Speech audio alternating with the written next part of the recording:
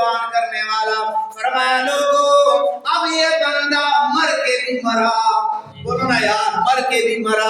وہ ایسے قبرستان میں تمام لیٹنے والے, قبرستان میں تمام کے تمام لیٹنے والے سارے کا جسم خاک میں مل جائے گا, لیکن میرے راستے میں قربانی دینے والا, میرے راستے میں وہ زمین میں جا کر بھی اس کا جسم زمین میں ملے گا.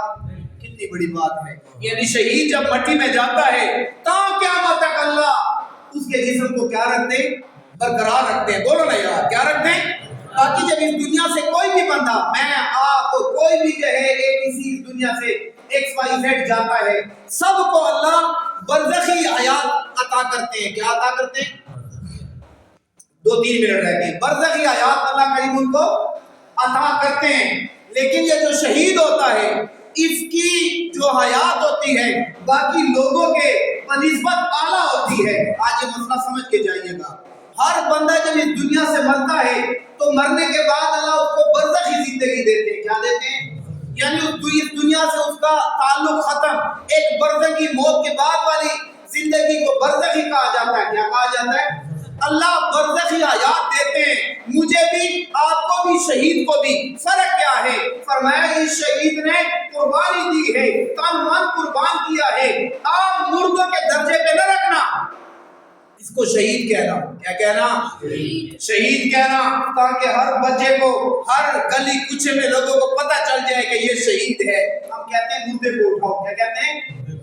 لیکن جو قربانی دیتا ہے اس کے بارے میں کیا کہتے ہیں؟ شہید کو اٹھاؤ, تاکہ لوگوں کے زبانوں میں اور اذہان میں اس مردے کی, یہ بھی ہے مردہ, یہ بھی مرا ہے, اس کی بھی روح نکلی ہے, لیکن اس کی روح اللہ کے راستے میں نکلی ہے.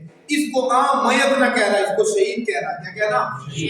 شہید کہہ رہا ہے. نمبر 2, جب یہ مٹی میں جائے گا, عام مردہ چند دنوں کے بعد ختم, لیکن یہ میرا شہید مٹی میں جا رہا ہے تو مٹی بھی استقبال کرے گی, مٹی اس کو کھائے گی. نمبر 3, عام مردے کو بھی حیات برزخی حاصل ہے, اس کو بھی حاصل ہے, لیکن اس کی حیات اعلیٰ ہے. حدیث میں آیا کہ اس کی روح سبز پرندے میں اللہ داخل کرتے اور کہتے ہیں کہ جاؤ جنت میں جاؤ. سبحان اللہ. عام مردہ جب تک قیامت برپا نہیں ہوگی, میزان نہیں لگے گا, حیات وہاں پر کافروں مسلمانوں کو جنت جہنم کا میدان نہیں لگے گا, جنت میں کوئی نہیں جائے گا.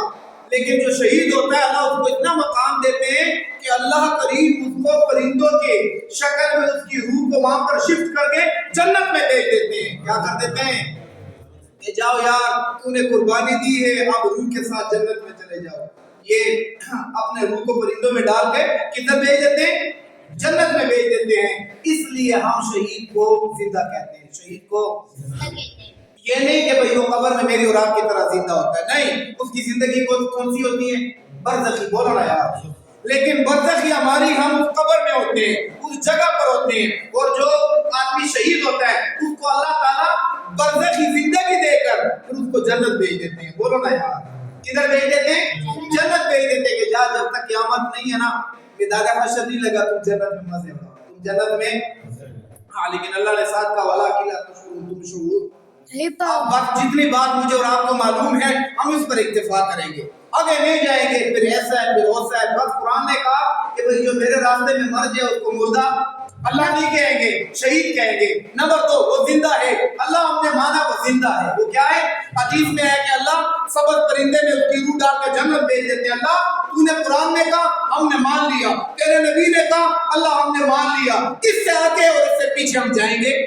میں آپ کو ایک مسئلہ اوریجنل بتا رہا ہوں کہ بھئی میں اور آپ اختلاف میں پڑ جائیں کہ وہ ایسا کہتا ہے, وہ ایسا کہتا ہے, تو گویا کہ جو بھی قربانی دے کر اس دنیا سے روح پرواز ہوتی ہے اس کو کیا کہیں گے؟ شہید. بولو کیا کہیں گے؟ شہید. مرنے کے بعد آپ کو بھی اور مجھے بھی اور شہید کو بھی کیا حیات ملتی ہے؟ برزخی. بولو کیا ملتی ہے؟ لیکن ان کی حیات ہمارے میں فرق ہے. وہ میں نے چند وجوہ بتا دی ہے. میں اور آپ جاتے ہیں مٹی میں تو ہمیں مٹی کھا جاتی ہے, شہید کو کھاتی نہیں ہے, انبیاء کو کھاتی نہیں ہے, صلحاء فقہاء نیک لوگوں کو کھاتی نہیں ہے. بولو نا یار. اور دوسری بات, جب شہید جاتا ہے عالم برزخ میں, اللہ اس کو نبی کی حدیث کو سامنے رکھ کر اللہ ان کے جو ہے نا ارواح کو سبز پرندے میں ڈال کر کدھر بھیج دیتے ہیں؟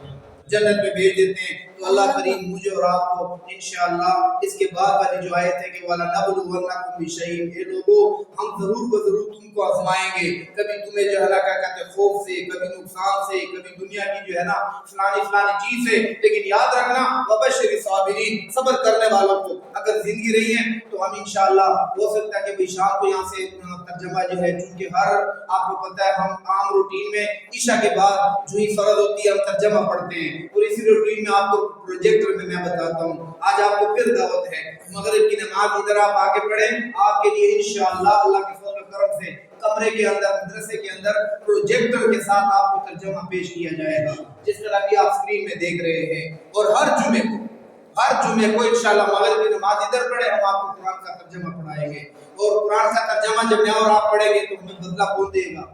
یہ کس کا کلام ہے؟ یہ کس پر نازل ہوئی ہے؟ نبی علیہ السلام پر۔ یہ کون سی کتاب ہے؟ آخری کتاب۔ اس جس پر نازل ہے صاحب قرآن کے بعد کوئی اور پیغمبر آئے گا؟ اس کتاب کے بعد کوئی اور کتاب آئے گی؟ یاد رکھیے گا آج 2025 ہے، آپ کی جو ہے 2026 شروع ہونے والی ہے۔